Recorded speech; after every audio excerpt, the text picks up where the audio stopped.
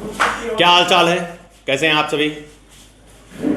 आप सभी को कई दिन बाद मैं संबोधित कर पा रहा हूं और आशा है कि आप सभी स्वस्थ होंगे, मस्त होंगे। कोरोना की एक बार रफ्तार फिर से बढ़ी है। आप लोग सजग रहें, स्वस्थ रहें, लेकिन साथ साथ निश्चिंतवादी न बने। आप लोग पढ़ना शुरू करिए। आप लोग के साथ समस्या क्या आ रही है कि आप जब पढ़ाई का समय आ रहा है तो आप कोई किसी के साथ इलेक्शन के प्रचार में लगे हैं, किसी के साथ मौज मस्ती में लगे हैं। आप सभी को मिलकर इन सब गतिविधियों से हटना होगा। आप भारत के भविष्य हैं। आपको क्या करना है और क्या नहीं करना है आपसे बेहतर कोई नहीं समझ सकता। संस्थान आप सभी का केवल मार्गदर्शन कर सकते हैं। आप कोशिश करिए कि आप प्रत्येक दिन, आपको जैसे कि टारगेट मैंने स्वयं दिया है कि आप प्रत्येक दिन कम से कम 2 घंटे लास्ट ईयर के पेपर पर वर्क करिए, वो भी एक्सप्लेनेशन सहित, कि उनको रटिए मत, क्योंकि किसी भी कंपटीशन में अब रट्टाफिकेशन पर काम नहीं चल रहा है। आप यदि गंभीर नहीं होंगे तो समय गंभीर हो रहा है, उम्र गंभीर हो रही है, आपकी उम्र धीरे धीरे बीतती जाएगी और सफलता आपके हाथ से निकल जाएगी। फिर भविष्य में ये होगा कि भैया फलाना कंपनी में काम कर रहे हैं, उसमें काम कर रहे हैं, और परिवार वालों की जो उम्मीदें रहेंगी कि आपको प्रशासक के रूप में देखना चाहते हैं, वो उम्मीदें उनकी धरी की धरी रह जाएंगी। अतः आप सभी से मेरा विशेष अनुरोध ये है कि आप संस्था में, घर पर नियमित रूप से केवल और केवल पढ़ाई करिए, और वो एक उद्देश्य रखिए कि हमको हर स्थिति में सरकारी नौकरी लेना है। गांव कहावत है, कई बार मैंने डिस्कस किया है कि करो नौकरी सरकारी, रोज खाओ तरकारी। आपको इस पर बाकायदा फोकस होने की ज़रूरत है। आप सिविल की तैयारी कर रहे हैं तो आपके सामने टास्क है कि भाई जून में पीसीएस प्री का परीक्षा है, अगस्त में आपकी समीक्षा अधिकारी का परीक्षा है। आपको क्या करना है कि आप, वो तरीका नहीं रह गया कि आप घटना चक्र का पूर्वावलोकन उठाए, सारा पढ़े, खत्म कर दिए और आप करंट अफेयर्स पढ़ लिए और आप प्री पास कर गए। उस तरह से प्री पास नहीं होंगे आप सभी। आप सभी को प्री पास करने के लिए एक स्ट्रेटजी तय करनी पड़ेगी, एक प्लान तय करना पड़ेगा, और आपको ये निश्चित करना पड़ेगा कि आपको कितना समय अपने अध्ययन पर देना है और कितना समय प्लानिंग पर देना है। जो भी आप प्लान कर रहे हैं उसको परीक्षा हॉल में, एग्जामिनेशन हॉल में परिपूर्ण आपको ही करना होगा। कॉन्टिन्यूटी इसके लिए बहुत जरूरी है। संस्था में भी कॉन्टिन्यूटी होनी चाहिए और घर पर भी कॉन्टिन्यूटी होनी चाहिए। आपको क्या प्लान करना है कि लास्ट ईयर का जो भी पेपर है वो आपके लिए केवल एक मार्गदर्शक का काम करेगा। आपको ये नहीं कि भैया वही पढ़ लिए और करंट अफेयर्स पढ़ लिए और हम पीसीएस प्री पास कर लेंगे। ऐसे चमत्कार होना आप बंद होंगे। यूपीएससी क्रैक कर देंगे। यूपीएससी की खास बात है कि जो किसी भी किताबों में नहीं दिखाई पड़ता है वो यूपीएससी के परीक्षा हॉल में दिखाई पड़ता है। आपको फोकस करना है कि हमको क्या क्या नहीं करना है, क्या क्या प्लान करना है, कितनी चीज़ें नहीं पढ़नी है, उसको बिल्कुल अवॉइड कर दीजिए। अप्रैल माह चल रहा है, आपका जून में ही पीसीएस प्री का परीक्षा है, आपका सारा कंसंट्रेशन उधर डाइवर्ट हो जाना चाहिए।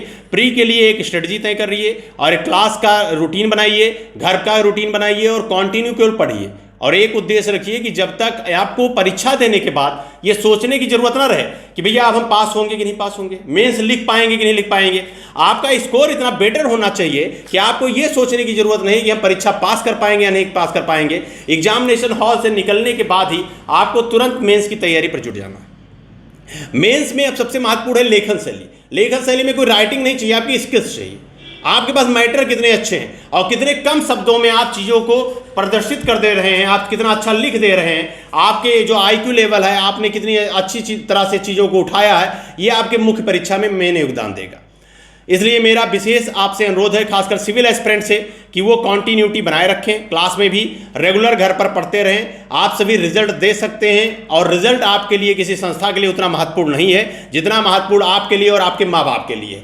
आप नियमित रूप से पढ़िए और आप विश्वास मानिए, कोई भी ऐसा संस्थान नहीं है, कोई भी ऐसा स्थान नहीं है जहां आपकी पूजा स्टार्ट ना हो जाए। पूजा ही पृथ्वी पर ही होती है। पूजा का रूप अलग नहीं है कि कोई भगवान राम का आकार ही था, भगवान कृष्ण का आकार ही था। पूजा ही है कि आप अपने नाम से प्रसिद्ध होंगे। भगवान साईं का आप उदाहरण लीजिए। साईं भगवान का क्या है, वो मध्यकाल में आए और मध्यकाल में ही नाम करके चले गए। आज मंदिर बने हुए हैं, लोग बड़े बड़े अलग अलग धर्मों के लोग उनका दर्शन करने जाते हैं। एक व्यक्ति थे, उस समय उनकी उतनी पूजा नहीं हुई जिस समय बाद में उनको लोग पूज रहे हैं, उनके कर्मों के आधार पर। आप अपने कर्म करिए कि आपको रिजल्ट देना है, आपको अच्छा प्रशासक बनना है, देश को कुछ अच्छा देना है, देश के नागरिकों के लिए कुछ अच्छा करना है, वो आप कर सकते हैं। लेकिन आप जब तक गंभीर नहीं होंगे, आप जब तक अपने तरफ से अंदर से रिजिड नहीं होंगे कि नहीं मुझे करना ही है, आई कैन डू इट, आप जब तक ये नहीं तय करेंगे तब तक चीज़ें उतनी कंफर्म नहीं हो पाएंगी। आपको एक प्लेटफॉर्म तैयार करना होगा, आपको एक नई सोच उत्पन्न करनी होगी कि हमको हर स्थिति में 2021 में सरकारी नौकरी लेना है और सरकारी नौकरी में भी प्रशासक बनना है और प्रशासक में भी एसडीएम तक का आपको अवसर है। आप एसडीएम भी आसानी से पहले ही अटेम्प्ट में परीक्षा देकर एसडीएम भी बन सकते हैं। कोई अलग तरह के उनके पास पंख नहीं होते हैं, कोई अलग तरह का व्यक्तित्व नहीं होता है। वो जब भी आते हैं, जब भी सोचते हैं, और आपसे भी हो सकता है निम्न स्तर का सोचते हो, और अध्ययनरत रहे, मेहनत करते रहे, ईमानदारी से पढ़ते रहे, वो एसडीएम बन गए, डिप्टी कलेक्टर कहलाए। और आप क्या हैं, आप घर में सो रहे हैं और अचानक सोचें बातें सारी आदर्श की और उसको यथार्थ में उतारना नहीं है जीवन में। आपको आदर्श से काम नहीं होगा। जो भी आपके अंदर का आदर्श है, वह है आदर्श आपने ग्रहण किया है, उसको यथार्थ रूप में उतारना होगा। कंपटीशन यही है। कंपटीशन का मतलब ये नहीं है कि हाँ ठीक है, परीक्षा आई, आज हम पढ़े और कल पास हो गए। इस तरह से परीक्षाएं पास नहीं की जाती। और परीक्षाएं पास करने के लिए आपको एग्जामिनेशन हॉल से जब आप निकले, ये सोचने की जरूरत ना हो कि अगला स्टेप हम दे पाएंगे या नहीं दे पाएंगे। आप इस तरह से परीक्षा में प्रतिभाग करें कि आप निकले तो आपको तय रहे कि अगला स्टेप इस परीक्षा का हमको देना ही है। इसी को कंपटीशन कहते हैं। और अब सोने का समय नहीं रहा। 1 साल आपका कोरोना में ले गया, फिर कोरोना तीव्र गति से बढ़ रहा है, तो आप ऐसे कई साल आपके जाते रहेंगे। आपने यूपीएससी में भी देखा कि कोई छूट नहीं दी गई कोरोना की वजह से। ऐसे ही आपकी उम्र निकलती रहेगी और कंपटीशन से आप बाहर हो जाएंगे। आपको क्या करना है, आपको ये सोचना है कि क्या, जैसे मेरा नींद मेरा चैन कहीं खो गया है, तो आपका नींद और चैन खो जाना चाहिए कंपटीशन के प्रति।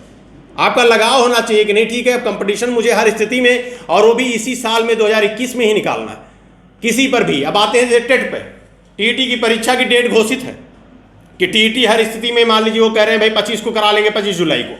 यहाँ क्या है कि आप अध्ययनरत थे, आपको लग रहा है भाई कोई बात नहीं 25 जुलाई होगी, पता नहीं 25 अगस्त हो जाए। इस मानसिकता से जब तक आप ग्रसित रहेंगे तब तक बेहतर प्रदर्शन नहीं कर पाएंगे।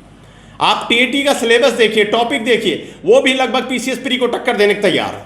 लगातार प्रश्नों का लेवल देखिए, वो भी स्टैंडर्ड होता जा रहा है, और आप चैन से सो रहे हैं। क्यों सो रहे हैं? क्योंकि भारत की इकलौती ऐसी परीक्षा जहां टारगेट है भैया 90 लाओ, पास हो जाओ। आपको क्या करना है कि आप 90 सोचकर नहीं चलना है।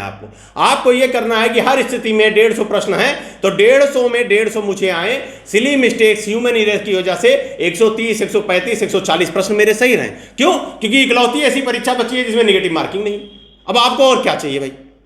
आपको इतना बढ़िया अवसर मिल रहा है कि आपको टारगेट है 90 लाओगे, पास हो जाओगे, तो 90 के बारे में तो सोचिए ही मत। पहली बात, कॉन्टिन्यूटी घर पर भी रखिए, संस्थान में भी रखिए, रेगुलर पढ़िए, और आप 100% आश्वस्त रहिए कि हमको 120 से प्लस स्कोर करना है टेट में और सुपर टेट। क्योंकि जो नौकरी है वो तो सहायक अध्यापक बनने की होगी ना। टेट और सुपर टेट क्या है? वो एक आपको रास्ता दिखा रहा है कि भैया ये सीढ़ियां, इसको चढ़ोगे तो यहाँ पहुंचोगे, और आप सुकून से बैठे हुए हैं।